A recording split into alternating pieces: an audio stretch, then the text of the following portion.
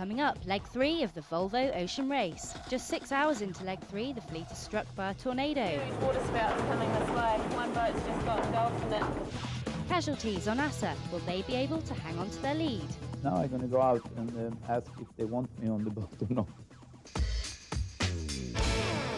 The second leg of the Volvo Ocean Race brought the crews into Sydney Harbour after 23 days at sea. It was another leg win for Ilbruck that left the overall points looking like this. Ilbruck have a healthy lead. 2 wins means a maximum 16 points. 2 podium finishes give NewsCorp second, and Amer Sports 1 a point behind in third. SEB move up to 4th after their second place in leg 2, followed by DJuice and Assa Abloy. Tyco dropped to 7th with the women on Amer 2 last on just 3 points.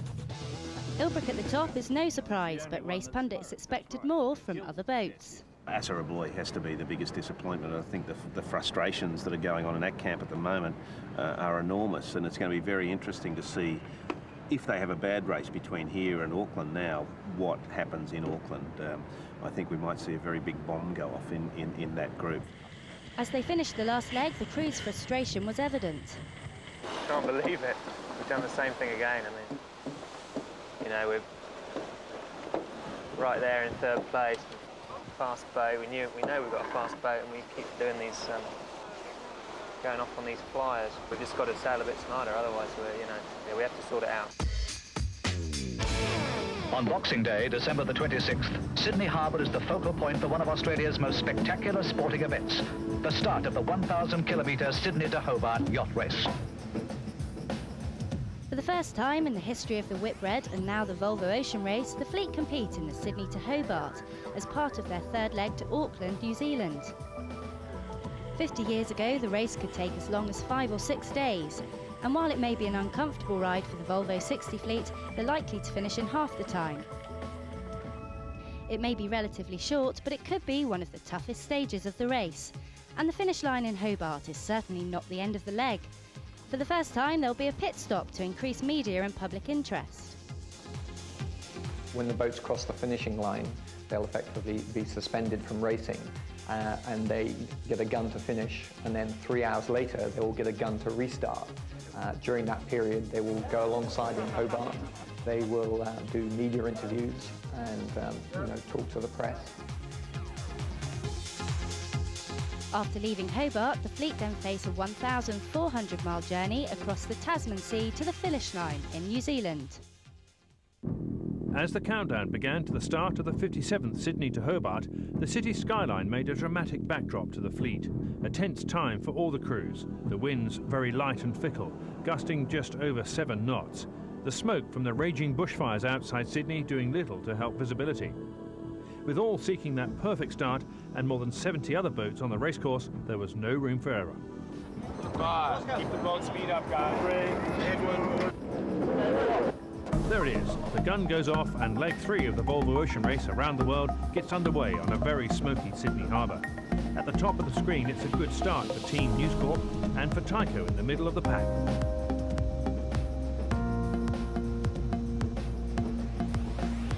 Assa Abloy there, again stuck in a windless hole.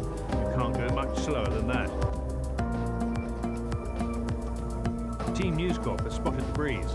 They've got it perfectly on the eastern shore of Sydney Harbour. The breeze comes in and they're away.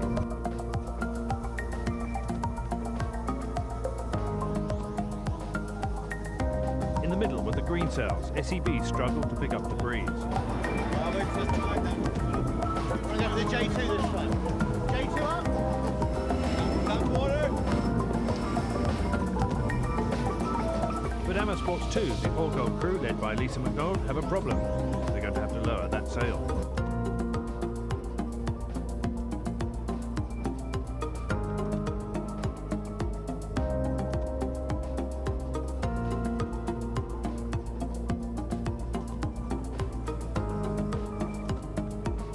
Sydney Het and Ilbruck still hanging on to second spot behind NewsCorp.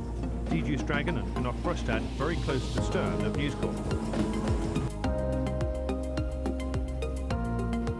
Ilbruck sailed by John Kostecki, the German entry covering DJuice Dragons. He's got very good pace on. A huge spectator fleet gathered to escort the Volvo race and the Sydney-Hobart race out of Sydney Harbour.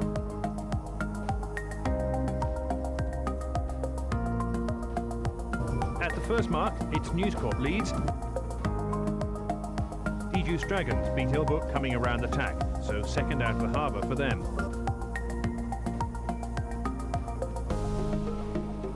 But they too have a problem. They've had to cut the sheet of their Code Zero headsail. Now John Kostecki comes round the mark and heads out to sea, D-Juice just ahead of them.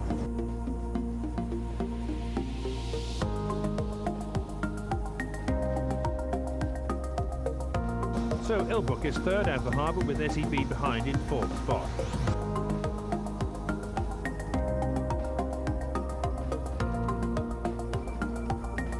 Tyco made a good start in the middle of the harbour, but comes out in fifth spot. They've lost it when the breeze filled in from the eastern shore.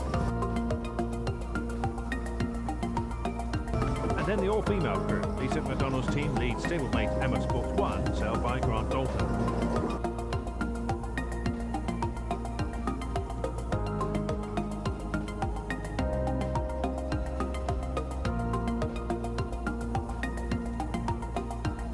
Assa Abloy, who were in that windless hole at the start of the race, now follow their 7 rivals out of the harbour.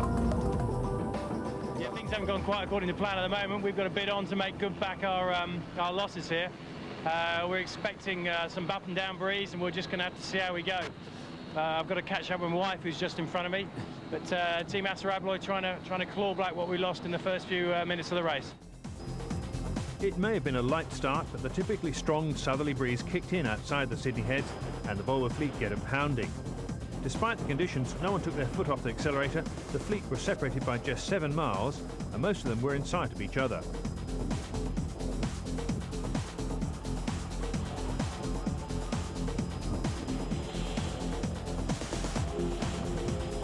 Tyco came back from 5th to fight it out with Ilbruck for first place. NewsCorp gets pushed back to 3rd with Assa Abloy and D-Juice Dragons just on their stern.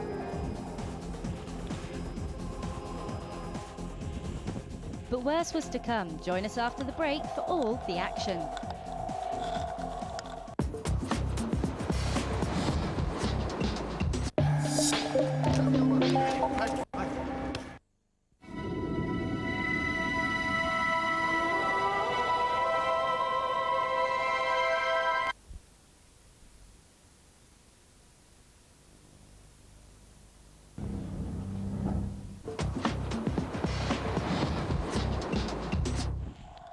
Welcome back to the Volvo Ocean Race. Just 6 hours in and the fleet are hit by a tornado.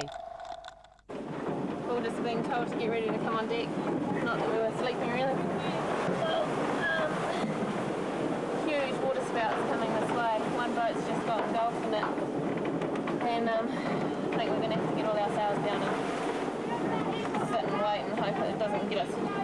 Hang on, I'll see if I can get another shot. It just sort of charged towards us, and it was just spreading, getting bigger and bigger, and and we were, well, I was wondering what are we going to do. Does anybody want life jackets? Life jackets? They were absolutely at the mercy of an erratic waterspout. They couldn't get away from it. There was nothing they could do but just wait. Many of the boats sustained serious damage. D-Juice suffered the most, taking on water when the hatch came loose. And slowly it filled up with water, and suddenly we realized the boat was about to nosedive.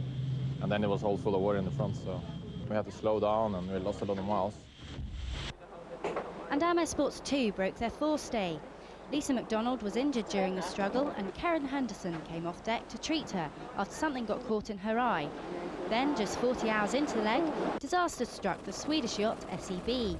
The rudder broke away from the hull, leaving a large hole and hundreds of litres of water pouring into the boat.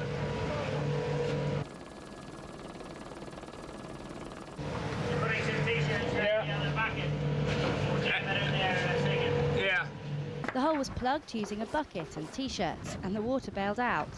It's still leaking, probably 20 litres now, but it was up to here. We're heading north. Everybody else is heading south. So it's very painful. No sign at all, and only one thing, thank God everybody's safe. SEB retire from the leg. Their shore crew will be waiting for them in Hobart. We'll go down and we'll fly back to Sydney. We'll drive down to Eden tonight, and we'll check it out and see what we'll make a decision on tomorrow. What exactly we can do with the boat, and get up for Leg 4. Still got a race to win.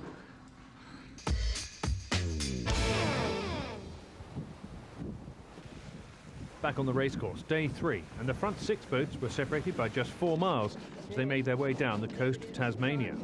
Ilbruck carried out some running repairs and sent a man overboard to remove some weed from the rudder. In the meantime, Assa Abloy check out the competition. It's NewsCorp, probably only about 1.5 miles, 2 miles away. Now, the close racing's continued. We've got at least 4 boats inside at the moment. Give us a quick scenario of what you think is going to happen between here and Hobart, and our likely position relative to that. Well, I just wished I had a crystal ball that would tell me. At the moment, the wind's dying off.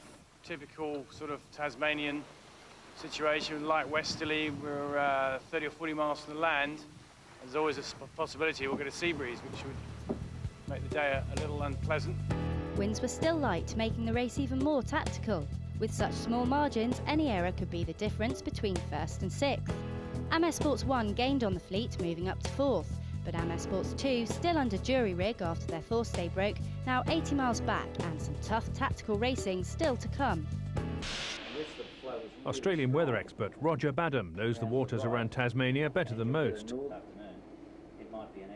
It's coming from this direction. Clouds, as he's known, worked with the Amer Sports teams during the last stopover, offering tactical advice to the navigators. This leg, where you're basically sailing in coastal waters, so you're suffering the effects of land the whole way, and that's different to a lot of the ocean legs where you're out in the sea. Day 4, and the closing stages of the leg lived up to expectations. As the fleet approached the River Derwent, the wind completely died. The crews could only sit and wait. It's quite interesting so far.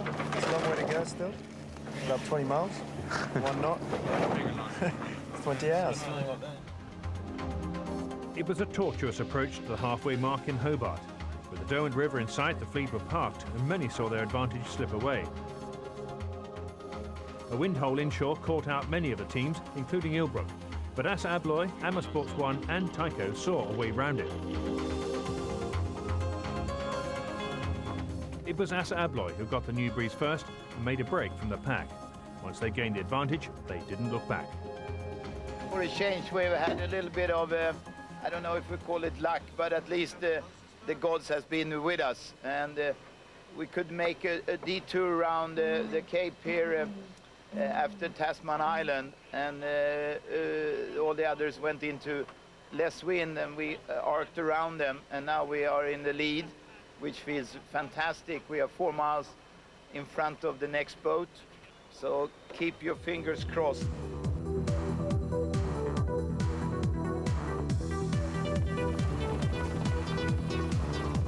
Hundreds of spectator boats joined them as they made their way towards the finish line in Hobart.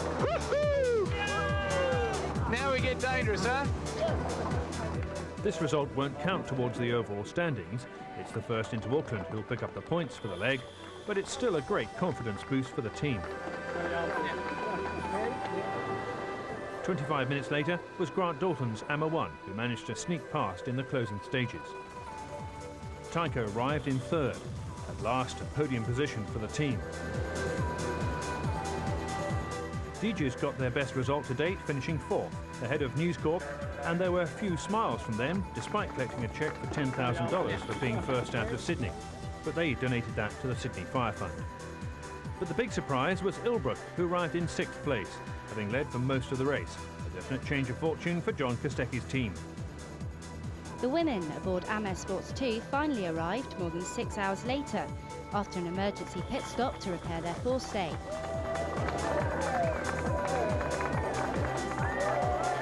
But when they hit the dock, there was more trouble, this time with the rudder. It's all right, it's cracked. On the way in, they'd hit a shark, and although initial inspections hadn't shown any major problems, a closer look revealed there was serious damage to the rudder. It's not pretty. The major thing is whether there's cracks that, you know, the rudder could shear off later on. It's okay if there's just a bit of glass peeling off, well, it's not okay, but we could probably get to Auckland, but if there's some cracks there, that's what I'm looking for, then we probably won't make it to Auckland. The call was made to stay in Hobart overnight and carry out repairs. I think we made the right choice. Yeah, we've got a bit of work to do before you get racing again. There was little sleep as the team worked round the clock to repair the rudder. With 3 serious cracks, they had to make sure it was strong enough for the final sprint to Auckland. Just have to rise to the game, and it's another day out there and you live to fight it. With repairs complete, the boat was lowered back into the water to continue leg 3. A day and a half behind the rest of the fleet, this is a serious setback, but they're determined to pick up that vital point, and with SEB out of the leg, they won't be arriving last. Join us after the break for part 2 of the leg, Hobart to Auckland.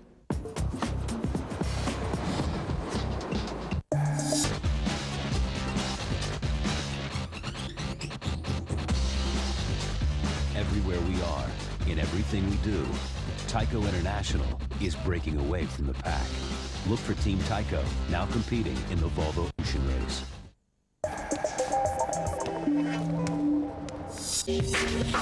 The Volvo Ocean Race. Brought to you by Tyco International.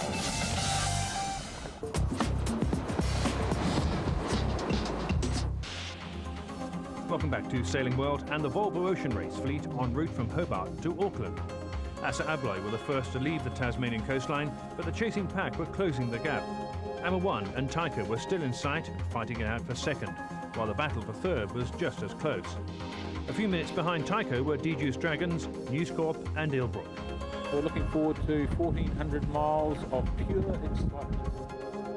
Day 4 and Assa Abloy took a gamble and ventured north in search of stronger winds. In doing so, they surrendered their lead to Amer 1 and dropped back to 4th.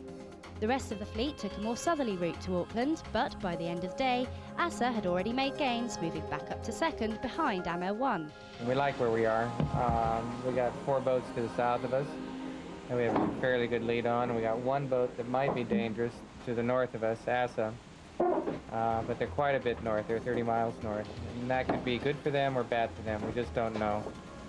We feel like we're more connected with the boats to the south, and hopefully our position will pan out. On both the previous legs, Assa's navigator, Mark Rudiger, gambled and got it wrong. This time, as they head across the Tasman Sea to New Zealand, things were looking much more promising. The boat's been sailing along nice and smooth and quiet, so I've been able to snooze. So now, and I wake up to Magnus saying we're in the lead again, so that really makes me feel good. So, by the end of day 5, Assa Abloy has moved into first place with a 23-mile lead over Amer 1. More than 60 miles back, Tyco, NewsCorp, Ilbruck and DJ's fight for 3rd. Day 6, New Year's Eve, and leaders Assa Abloy continue to make gains on the fleet, pulling away from 2nd place Amer Sports 1. Their northerly course is still paying dividends. So far, the problems have been confined to the galley.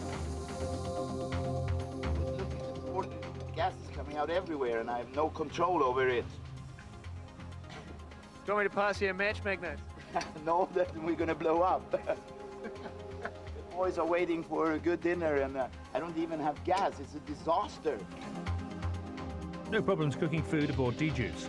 However, keeping it off the floor was a problem for navigator Jean-Yves Bernot. What has happened? What have you done? You had an accident? Yes. But there were more headaches for Jean-Yves on the racetrack.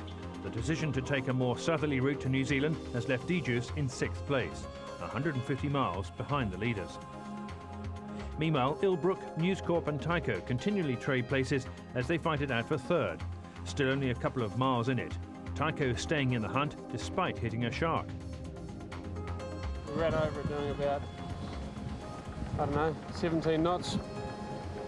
Felt a bit of a thud and the boat started wobbling and we dropped about 4 knots of speed for a while and couldn't get it off the keel, so we were trying to sort out how we were going to get it off the keel, and then got on a wave, went a bit quicker, and it shook itself free. New Year's Day brought rougher conditions, the wind speed and direction changing constantly, forcing the crews to make several sail changes. Nonetheless, New Zealand is almost in sight and spirits are high. Happy New Year! First time in 10 years maybe I didn't have a hangover on New Year's Day.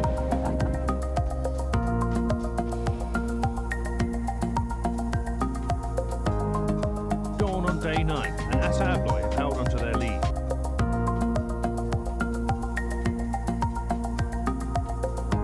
Despite every effort from Grant Dalton to be first into his home port, it's Neil McDonald who takes the honours in the Hauraki Gulf.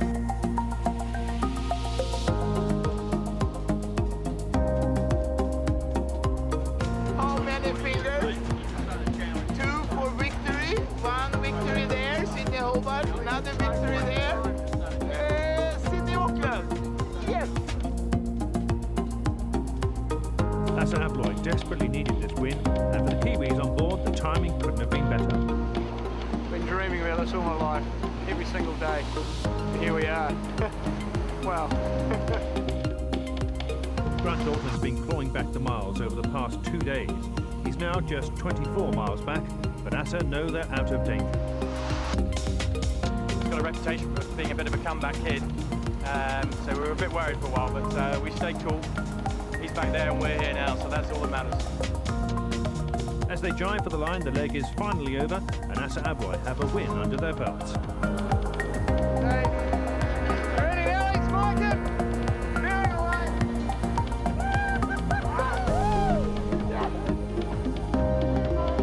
Fantastic.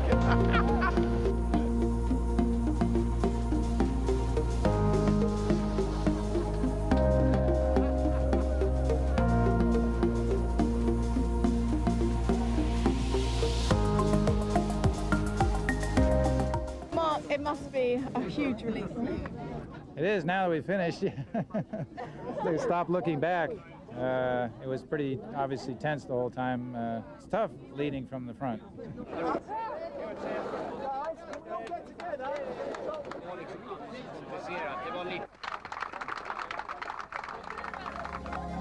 While Assa celebrate, New Zealand's hero Grant Dalton is coming to terms with second. After winning it in past 2 races, he couldn't pull off the hat-trick. And Assa Abloy sailed a great race. You know, they took it right out of Hobart. They went for it, and they've done a fantastic job. And congratulations to Neil. He really deserved it. He beat us fair and square. But despite missing out on the win, they've now moved up the table to second overall. Not bad for a team that came together just 2 months before the start. The fight for third was always going to be close, but no one was expecting the battle that unravelled on the Hauraki Gulf. Ilbruck, Tyco and NewsCorp match racing to the finish. Tyco had been at the back of the pack, but a brave tactical move to go round the outside of Tiritiri Island had got them back in the race. Ilbruck and NewsCorp were covering each other's every move. NewsCorp desperate to prevent Ilbruck gaining an extra point.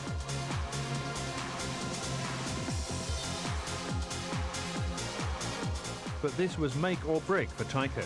Lying 7th overall, only a podium position will be enough, and they knew the pressure was on, but gradually they pulled out a comfortable lead. With Ilbruck and NewsCorp just minutes behind them, they crossed the line. Their first podium position of the race, and Kevin Shoebridge had done it in his home port.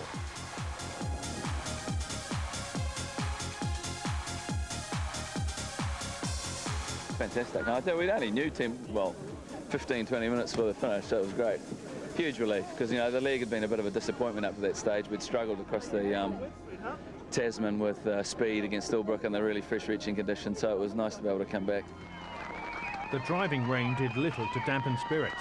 Tyco have now moved up the table from 7th to 5th overall. Plus, they've proved they can beat Ilbruck. The battle for 4th was decided on the line, Ilbruck just having the edge. A bitter disappointment for Jez Vanstone, who's always said that Ilbruck were beatable.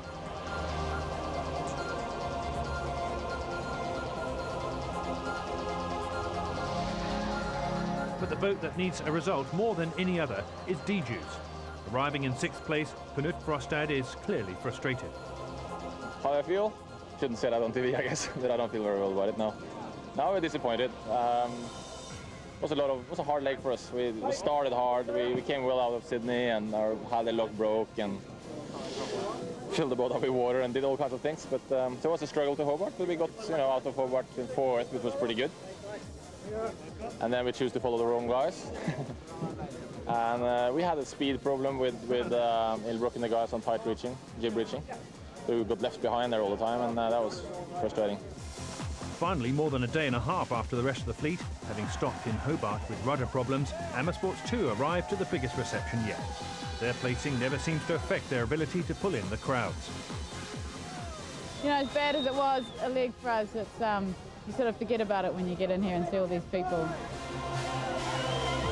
They may be last to arrive, but the champagne was certainly flowing. So, Ilbruck still in pole position on 21 points, with Amer Sports 1 moving up to second. NewsCorp have slipped to third, with Assa Abloy moving up to fourth. Tyco have jumped 2 places to fifth, with SEB dropping to sixth. D-Juice is now in seventh after another disappointing finish, with Amer Sports 2 bringing up the rear.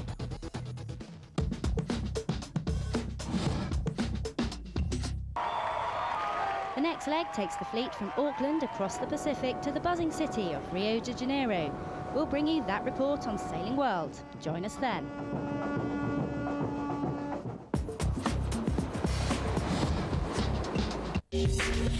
The Volvo Ocean Race with UBS Financial Services Group. With Volvo Cars. With Suunto, replacing luck. And brought to you by Tyco.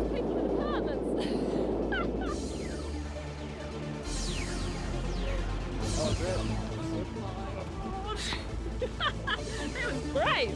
For bowman Liz Warderley, who spends most of her time up the mast, this should have been a walk in the park, but getting to the edge was proving difficult. I can't do it. Okay. No, we're not going to push you. Oh my god. Counting down, and 3, 2, 1, let it go.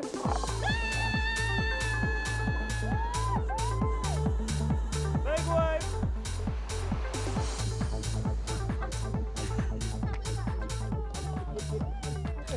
Send it! Jesus Christ, let's get amongst it and go again. But the girls weren't the only ones looking for an adrenaline rush. No way he's going to do it better than me. Deduce Dragons headed for the water and some team building. Time trials in speedboats, a new way to test the team. This is actually our trials for the Southern Ocean, how we're going to pick our drivers. And anyone faster than 108 actually gets to drive in the Southern Ocean. That's how we're going to do it. Different, but we are different. It may not be the Southern Ocean, but it's definitely racing on the edge. For Volvo crews, water, speed and competition are the perfect recipe for excitement. It was a very good day, and I think we should do more of this. We get sick and tired of doing the same thing together, so as we can't stay away from each other, we have to do other things together. But it's good to be a different place. Competition was fierce, but there could only be one winner, and in the end, the honours went to a very happy Peter Dorian. Oh, Spike, you won!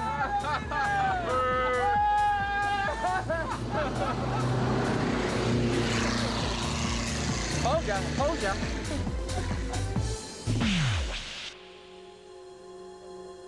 The stopovers aren't just about relaxation. Fixing the boats is always a priority. The last leg from Sydney to Auckland may have been one of the shortest, but most of it was upwind, putting extra strain on the boats. Leg 4 will take them into the Southern Ocean, so everything has to be checked and double-checked to make sure there are no problems. The amount of punishment is quite high on a leg like that, even though it is only 2,000 miles. And it's the Sydney to Hobart, it knocked quite a few boats out of the race. So the weather, whilst not severe, it was reasonably hard. And they had a bit of breeze coming over to between Hobart and Auckland as well. So the boats took a little bit of a pounding. With 2 boats, the Nortal team have more work to do than most. The women aboard Amer Sports 2 hit a shark and damaged their rudder, while Amer Sports 1 have several cracks in their keel. It's essential the boats are in perfect condition for the next leg to Rio, which is likely to be one of the longest and the toughest of the race. The next leg is really when problems happen, because you know, things start to wear out, so you have to double check that everything, you know, that you don't have. Amer Sports One designer Marnie Frères took time out from his America's Cup work to see how his boat was bearing up. It was designed and built in a very short time period and is very different from the rest of the fleet. You got a blank sheet of paper, redesign the boat. What would you change at this point? 90% of the boat. 90% of the boat? Yeah. Nonetheless, with 2 second places in 3 legs, he's pretty pleased with the overall performance. The performance of it is pretty good. Structure-wise, you have to both be light and durable, but also to perform well. And it's doing its job. SEB had to retire from the last leg with rudder damage. The Swedish team have been plagued by breakages, and they certainly can't afford any more problems. We're very happy with the boat's performance, speed-wise. We're doing our utmost to make sure that we don't have any more gear failures. Go. 1, 2, 3, 4, and again. But it's not just the boats that have to be in good shape. After finishing 4th in the last leg, concerns about physical fitness were raised at Ilbruck's team debrief. Some of us were a little lax on the in Sydney time off, and I think it's important to understand that, you know, we're professional athletes and we need to keep our, you know, bodies in tune, and it's going to make a difference in the long haul. Yeah. And if you don't keep your body in tune, you're letting the rest of us down. The training has to be varied to maintain enthusiasm, everything from football to kickboxing. Today we're doing a bit of yoga, stretch our bodies out, get our bodies in the sort of right frame of mind to do some training over the next few days. The next leg is 6,700 nautical miles and will take around 23 days. It's an endurance leg, and only the best prepared boats and crews will succeed.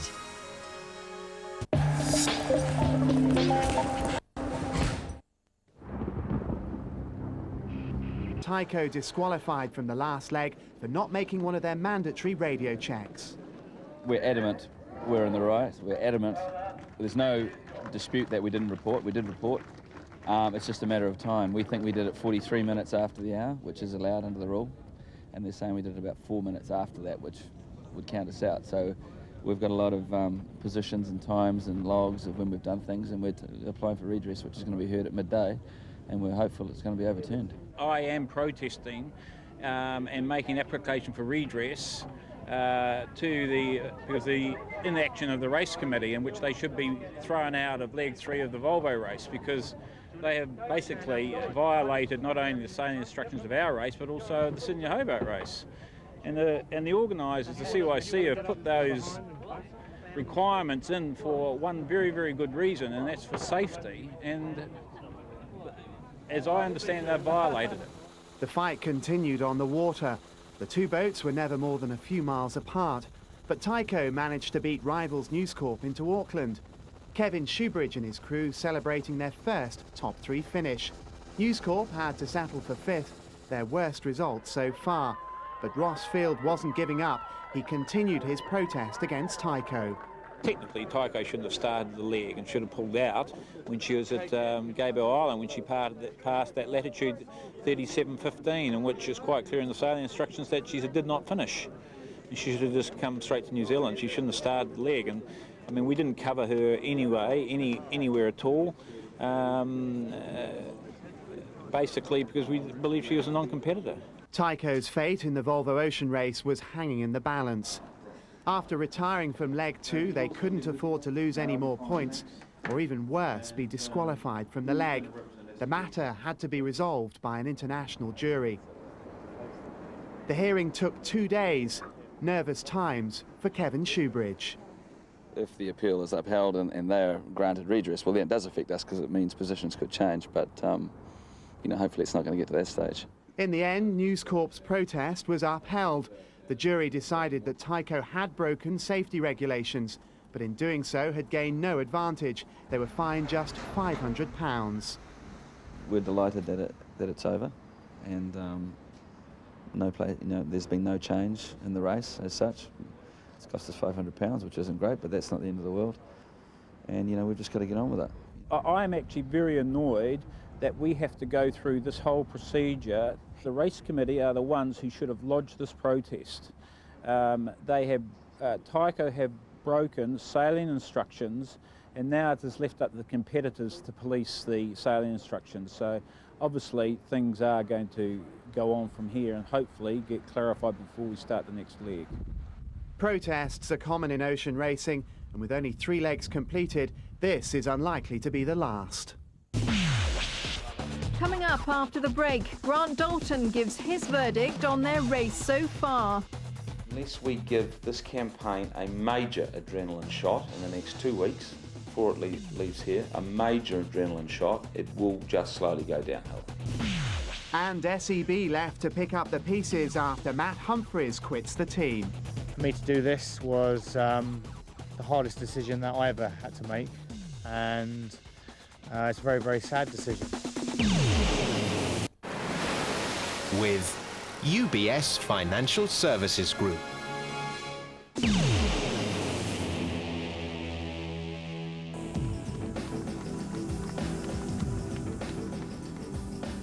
It's been a good start to 2002 for Grant Dalton, skipper of Amer Sports 1. The team who came to the racetrack later than anyone else are now breathing down the necks of race favourites and overall leaders Ilbruck. There's still a long way to go, but Dalton can now relax with his family at his home in New Zealand.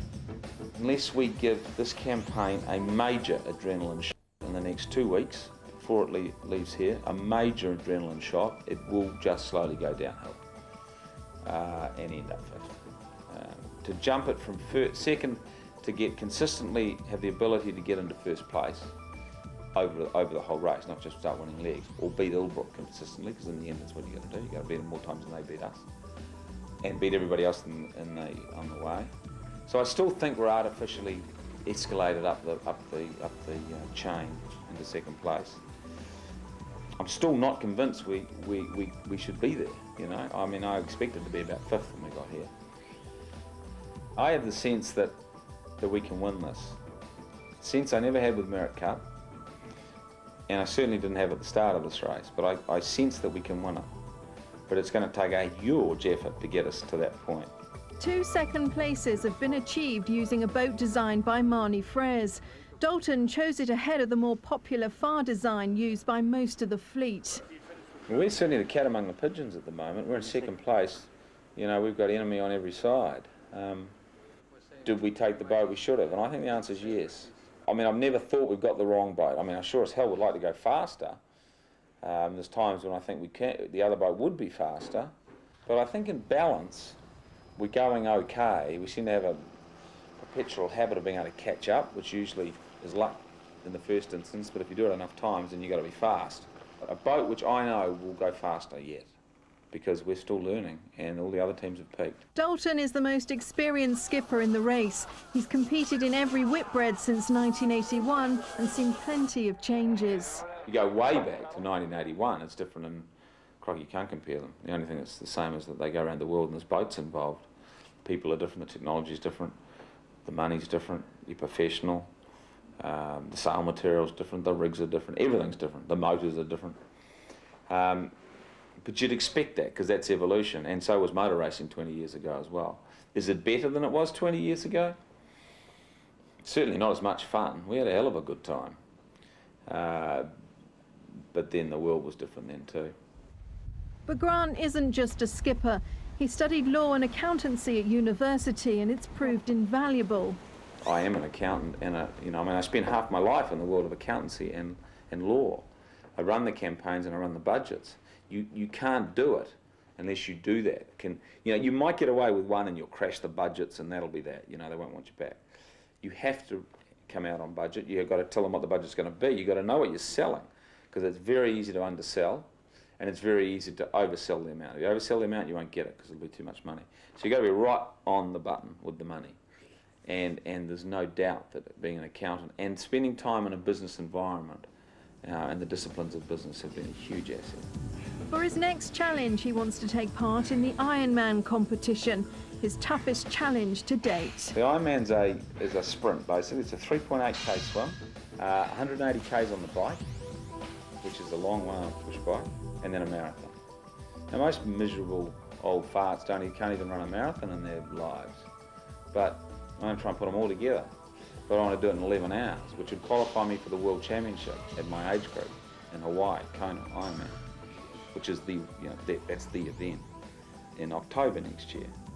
So I'm going to see if I can qualify for that. I might not do it because hopefully I'll be onto other projects by then, but I want to know that I've qualified to do it. This is his 7th voyage around the world, and so far it hasn't lost any of its appeal. No, it hasn't become a chore, so I wouldn't do it. I don't have to do it. I'm enjoying it. I enjoy doing well. There's parts of it. I'm enjoying being back on deck, actually. I enjoy that a lot more than being down below. I enjoy the discipline of a watch system, where I know when I can sleep, and I know I can get up, and I know when I can eat, blah, blah, blah, which is where I came from. Yeah, I'm still enjoying it, so I wouldn't do it. At the bottom end of the table, Deduce Dragons is a team under pressure. Lying 7th overall, their radical boat design hasn't given them the edge that they were hoping for. I think we will make changes. I mean, we have to change one thing, and that's the results, you know. And that's a big change right now. And that's to do that, we have to do other things as well.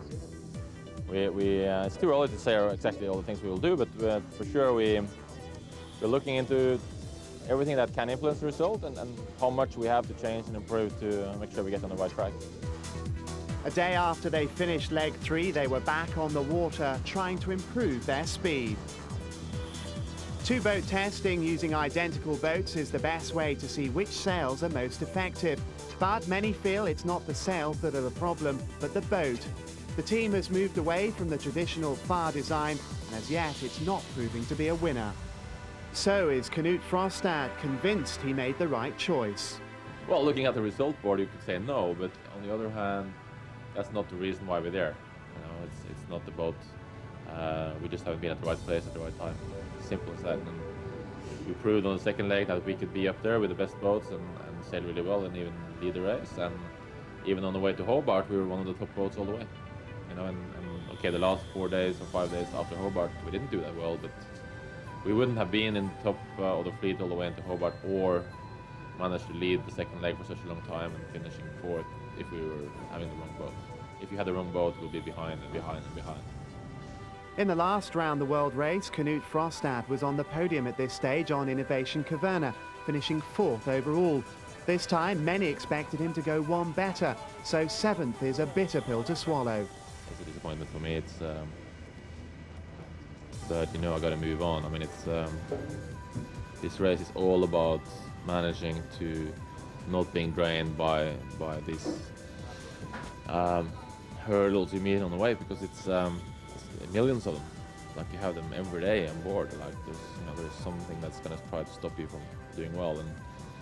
And we've done, we've done 3 legs. 1 leg we were pretty happy with, the second leg, and we have done 2 not so good legs. And there's 6 to go, and so many things can happen. And nothing would be better if we managed to climb out of this and be a top boat in the end. And I'm sure things like that are going to happen.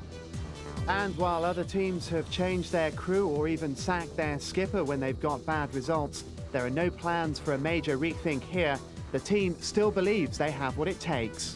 One of the arts of competing, whether it's yachting or anything else, is that if you can't find back and find this sparkle of yours, your self-worthiness, your self-esteem, your self-respect, then you will never win.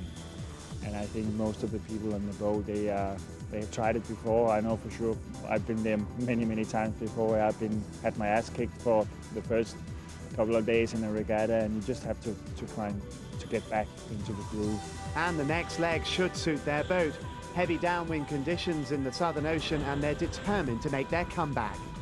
So I think the only thing that we need to do is not letting our poor performance so far influence our road choices in terms of falling into a panic. That now we have to show some magic and go for the big ones.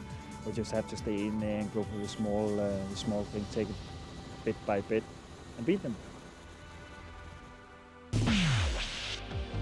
Seduced Dragons aren't the only boat with problems. SEB will want to forget their last leg from Sydney to Auckland. Rudder failure forced them to retire and make emergency repairs on the coast of Australia.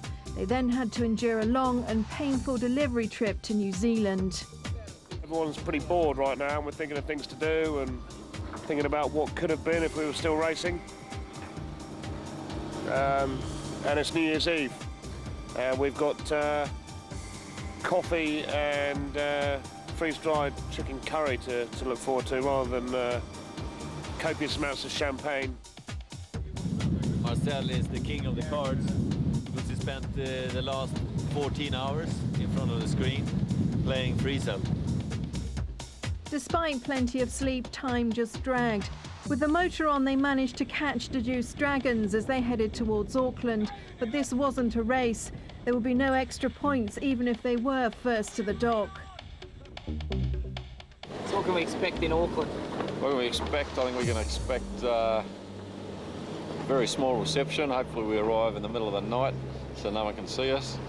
Their arrival in port wasn't in the middle of the night, but it was fairly low-key. No champagne, no crowds, just relief their ordeal was finally over. SEB have had major gear failure problems on 2 out of 3 legs, and they now face a huge mountain if they're to achieve their skipper's dream. I think we can still win it. It needs a bit of help from outside. Somebody up there who didn't like us on this leg might like us on next leg. Said, okay, these green guys have suffered enough now.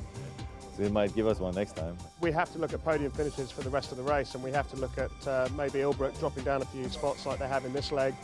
Assa Abloy is getting faster. We always knew they would be fast, so the race isn't over. There's only 3 legs gone, and we've got a lot to play for. We've had 2 lows, we've had 1 high. I mean, it's time Lady Luck turns its head for SEB. But Matt Humphries had had enough. He decided he no longer wanted to be part of the team and announced his resignation.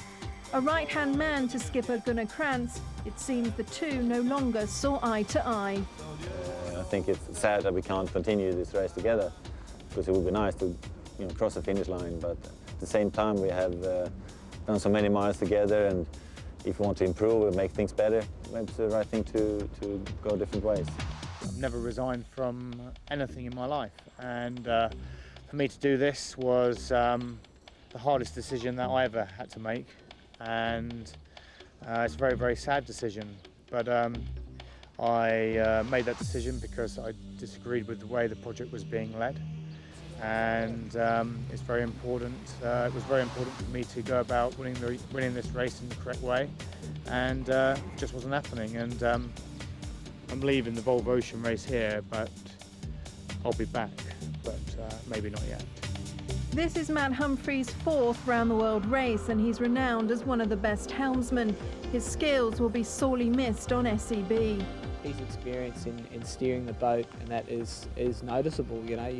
You could really tell the difference when someone like Matt gets on the helm. He really lights the boat up. So we'll definitely miss him in the next leg, and wish him all the best. We've lost probably one of the best drivers in the entire race, and a good driving force on the boat as well, but he has his reasons. The team will rebuild and pick ourselves up and look forward to the next leg. They're currently 6th in the overall standings, and there's no doubting the size of the task that lies ahead. A task which has now been made that much harder without the skills of one of the crew's key members. Coming up next time, key crew are fired from Amer Sports 2 as they try to kick-start their campaign. There's been frustration. We've had bad luck. We've missed weather systems, and it's easy to finger point.